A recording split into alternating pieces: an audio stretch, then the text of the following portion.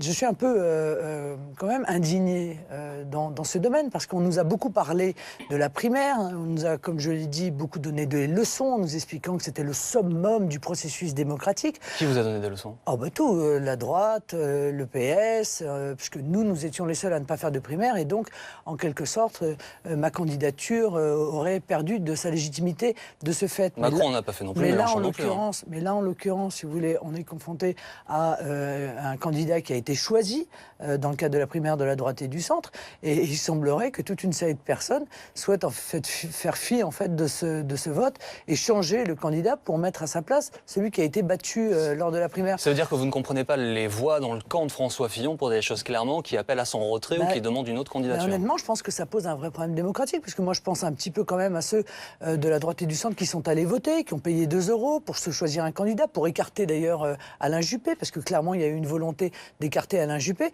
et qui ont le sentiment aujourd'hui que leur vote, leur avis est jeté à la poubelle et qu'on va leur réintroduire un candidat dont ils ne voulaient pas.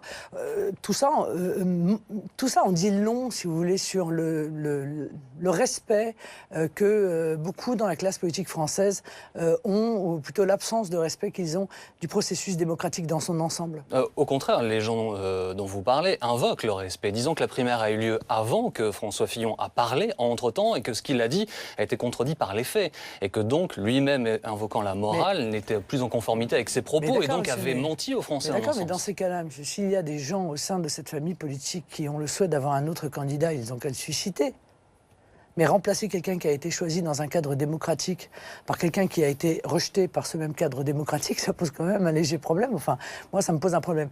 Mais comme je l'ai dit, c'est pas la première fois que ce soit d'ailleurs le Parti socialiste ou l'UMP s'assied sur un vote, puisqu'en 2005, on se souvient bien qu'ils nous avaient imposé la Constitution européenne alors que le peuple français l'avait très majoritairement rejetée.